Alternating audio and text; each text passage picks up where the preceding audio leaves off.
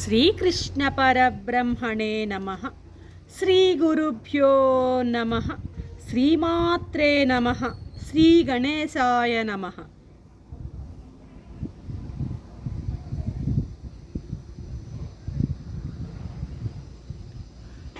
ప్రియాత్మ బంధువులారా, నిత్య జీవితంలో భగవద్గీత 382వ భాగం 15వ అధ్యాయం పురుషోత్తమ ప్రాప్తి యోగం. అక్షర పురుషుల గురించి నిన్నటి ఎపిసోడ్లో తెలుసుకున్నాం. అయితే అక్షర పురుషుడు కంటే వేరైనటువంటి ఉత్తమ పురుషుని గురించి 17వ శ్లోకంలో వివరిస్తున్నారు స్వామి. ఏమంటున్నారు? ఉత్తమ పురుషస్తన్యః పరమాత్మ ఉక్త్యుదాహృతః యో లోకత్రయమా విశ్వ బిభర్తవ్యయ ఈశ్వరః అంటున్నారు స్వామి. అర్జున, కార్యోపాధి క్షరపురుషుని కంటే, కార్యోపాధి అంటే ఏంటి? అవిద్య. సచిదానంద పరమాత్మ అవిద్యతో కూడి జీవుడైనాడు. ఉపాధి, జీవుడి యొక్క ఉపాధే కార్యోపాధి, అవిద్యోపాధి. ఏమేమి వస్తాయి దాంట్లో? స్థూల సూక్ష్మ కారణ శరీరాలు 3 వస్తున్నాయన్నమాట. ఈ స్థూల సూక్ష్మ కారణ శరీరాలతో కూడినటువంటి ఈ అవిద్యనే క్షరపురుషుడు అన్నామన్నమాట. గతంలో తెలుసుకున్నాం.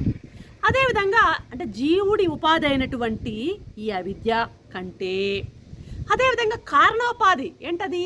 సృష్టిని చేసే నిమిత్తమై సచిదానంద పరబ్రహ్మ మాయతో కూడి ఈశ్వరుడైనాడు అంటాం కదా. మాయని ఉపాధి కలిగినటువంటి ఆ సచిదానంద పరమాత్మ ఈశ్వరుడు అన్నాం కదా. ఆ మాయోపాధిని అక్షర పురుషుడు అంటాం కదా.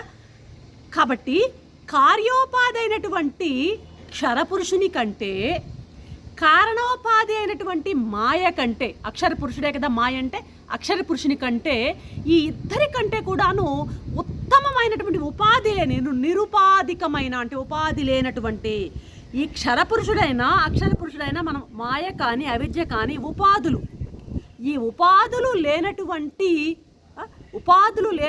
పురుషుడు ఇంకొకడు ఉన్నాడయ్యా, అసలైన ఆయన.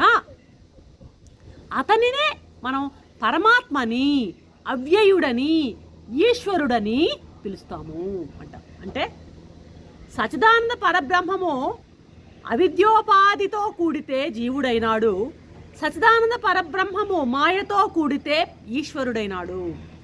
ఈ అవిద్యను క్షరపురుషుడు అంటున్నాము, మాయని అక్షర పురుషుడు అంటున్నాము. ఈ 2 అక్షర పురుషుల కంటే వేరైనటువంటి చైతన్య రూపమైనటువంటి ఆ ఉత్తమమైనటువంటి ఆ చైతన్యం ఏదో ఉంది, అదే పరమాత్మ, అదే అవ్యయుడు, అతనే ఈశ్వరుడు అని చెప్తారు అంటున్నాడు అన్నమాట. ఈ 3 శ్లోకాలు రాబోయే 17, 18, 19 కూడాను చాలా జాగ్రత్తగా అర్థం చేసుకోవాలి. నిగూఢమైనటువంటి ఆధ్యాత్మిక రహస్యాలు, అసలు ఆత్మ పరమాత్మల యొక్క తత్వం మనకి ఇక్కడ చక్కగా బోధపడుతుంది. చాలా జాగ్రత్తగా వీటిని మనం అర్థం చేసుకోవాలన్నమాట. ఇప్పుడు చూడండి, తాడు కల్పిత సర్పంలో ఎలా వ్యాపించి ఉంటుంది? కల్పిత సర్పం, ఇప్పుడు మసక చీకటిలో తాడు మీద పాము కనబడుతుందంటే ఈ తాడు ఎలా వ్యాపించింది? సర్పంలోనే వ్యాపించింది. కల్పితమైనటువంటి ఆ సర్పంలో తాడు వ్యాపించినట్లు మాయాశక్తితో 3 లోకాలలో ఈ పరమాత్ముడు చెప్పబడినటువంటి ఆ ఈశ్వరుడు, ఆ పరమాత్మ, ఆ అవ్యయుడు వ్యాపించి ఉన్నాడు. తాడు ఎలాగా కల్పిత సర్పంలో తాడు ఎలాగా వ్యాపించి ఉందో, కల్పిత సర్పంలో వ్యాపించి ఉందో, తన మాయాశక్తితో 3 లోకాల్లోనూ తన మాయాశక్తితో ఈ పరమాత్మ వ్యాపించి ధరించి ఉన్నాడు. కార్యోపాధి అయినటువంటి క్షరానికి అసంగుడు అంటే ఏంటి?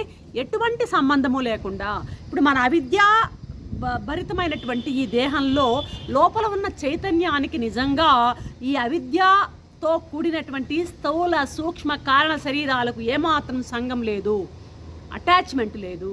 మనలో ఉన్నటువంటి చైతన్యానికి అవిద్యాపూరితమైనటువంటి స్థూల దేహానికి కానీ, సూక్ష్మదేహానికి కానీ, కారణదేహానికి కానీ అటాచ్మెంట్, సంగము లేకుండా ఉన్నది ఎలా ఉన్నాడో అలాగే అక్కడ కూడా కారణోపాధి అయినటువంటి ఆ మాయకు కూడాను అన్అటాచ్డ్ ఆయన.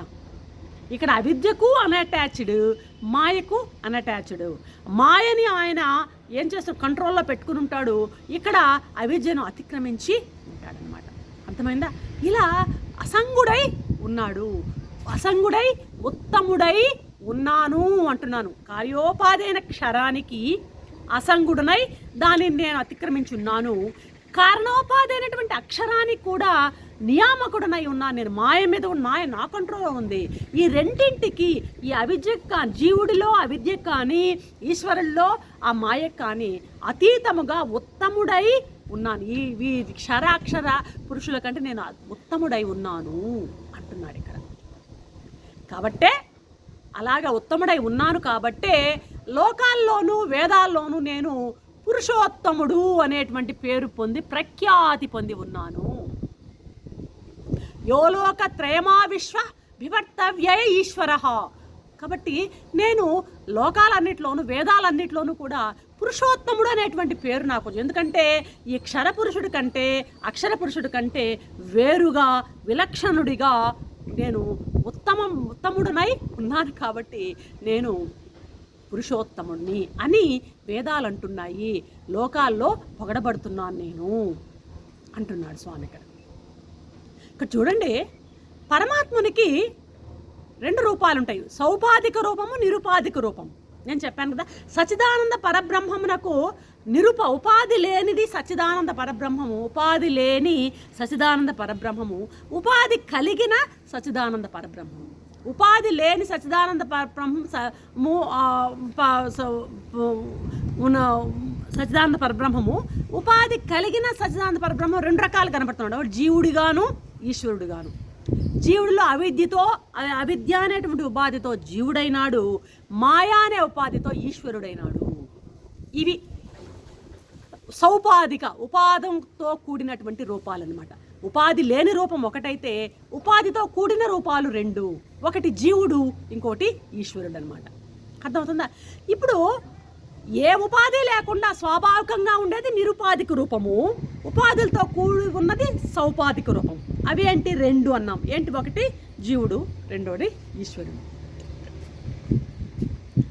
మరి ఈ నిరుపాధికమైనటువంటి ఉపాధి లేనటువంటి పరమాత్మ స్వరూపాన్ని గుర్తింపజేసేటందుకోసమై ఈ ఉపాధి కలిగినటువంటి క్షరము అక్షరము, క్షర పురుషుడు అక్షర పురుషుడు అని 2గా సౌపాధిక రూపాలని విభజించడం జరిగింది. అంటే ఆ సచ్చిత్తానంద స్వరూపం, ఉపాధి లేనటువంటి సచ్చిత్తానంద స్వరూపాన్ని, సచ్చిత్ ఆనంద స్వరూపాన్ని గుర్తింపజేసేటందుకు ఇక్కడ ఉపాధితో కూడినటువంటి జీవుణ్ణి ఈశ్వరుణ్ణి క్షర అక్షర పురుషులని చెప్పబడుతూ ఉన్నాయన్నమాట.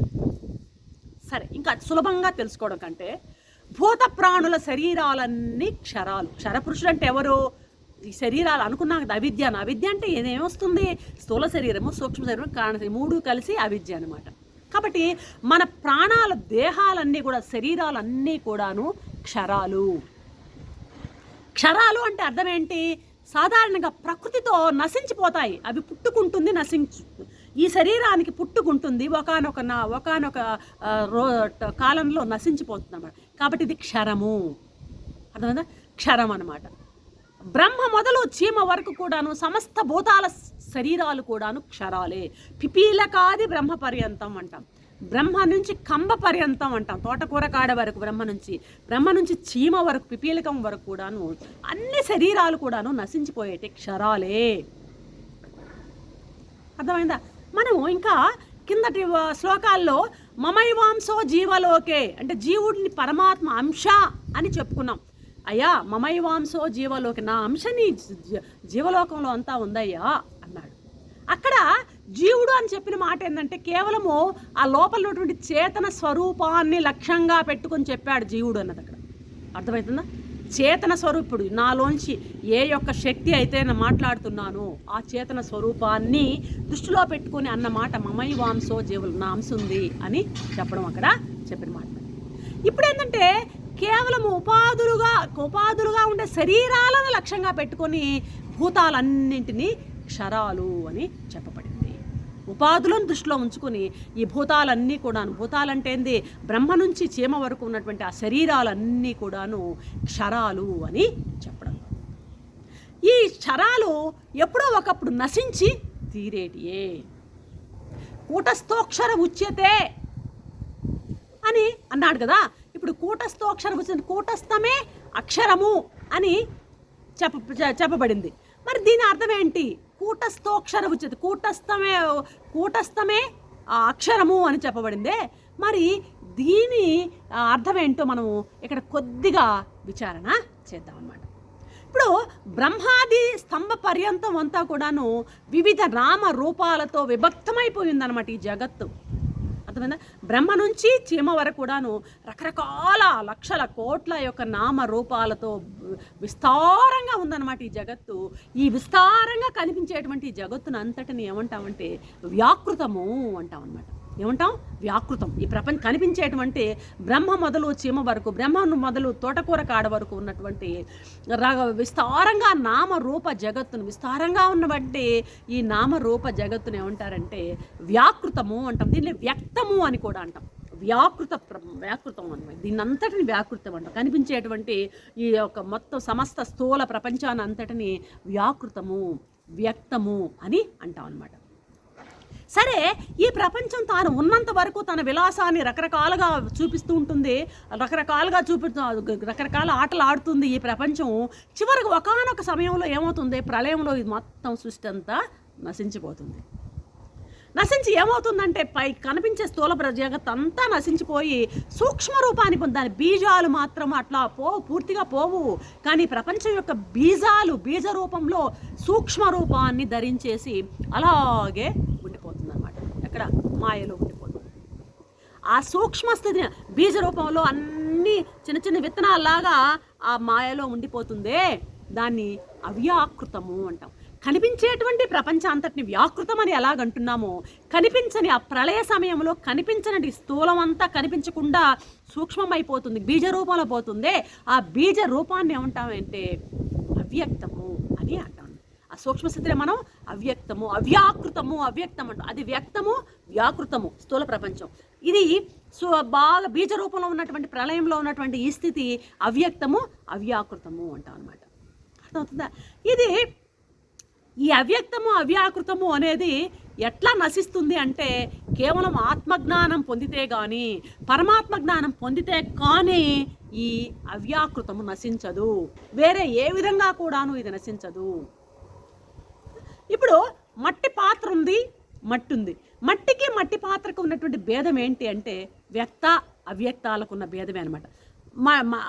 ఇప్పుడు వ్యక్తం ఏంది? కుండ, మట్టి పాత్ర కుండ. అవ్యక్తం ఏంది? మట్టి. అర్థమవుతుందా?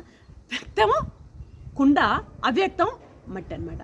వ్యక్తము అవ్యక్తానికి, అవ్యక్తం వ్యక్తానికి ఇది పొర్లుతూ ఉంటుందన్నమాట. అర్థమైందా? సూక్ష్మ రూపంలో ఉన్నటువంటి ఈ జగత్తు మళ్ళీ సృష్టిగా మారుతుంది, స్థూలంకి వస్తుంది. స్థూలంగా ఉన్నటువంటి ఈ జగత్తంతా మళ్ళీ తిరిగి ప్రళయంలో మళ్ళీ సూక్ష్మంగా వెళ్ళిపోతుంది. వ్యక్తం నుంచి అవ్యక్తానికి, అవ్యక్తం నుంచి వ్యక్తానికి ఇది పొర్లుతూ ఉంటుంది. దీనికి నాశనం లేదు. మామూలుగా భౌతిక శాస్త్రం కూడా ఏమంటారు? వస్తుతత్వం స్థూల సూక్ష్మ ఈ విధంగా పరివర్తన చెందుతూనే ఉంటుంది అని చెప్తారు. స్థూలంగా ఉంటుంది, మళ్ళీ సూక్ష్మం అవుతుంది, మళ్ళీ స్థూలం కాదు సూక్ష్మం అవుతుంది అని చెందుతూ ఉంటుందని మామూలుగా భౌతిక శాస్త్రం కూడా మనకి చెప్తూ ఉంటుంది అన్నమాట. కాబట్టి ఈ కనిపించేటువంటి ఈ వ్యక్త ప్రపంచం అంతా, వ్యక్తం అంతా కూడాను ప్రళయంలో అవ్యక్తంగా సూక్ష్మ రూపంలోకి వెళ్ళిపోతుంది. మళ్ళీ తిరిగి సృష్టి జరిగేటప్పుడు అవ్యక్తం కాస్త వ్యక్తమై సృష్టి విస్తరించి ప్రపంచంగా వస్తుంది. ఇక్కడ వరకు ఈ ఎపిసోడ్ను ఆపుదాం. దీని కంటిన్యూవేషను రేపటి ఎపిసోడ్లో చూద్దాం అన్నమాట. అంతవరకు సెలవు. సర్వం శ్రీకృష్ణ చరణారవిందార్పణం.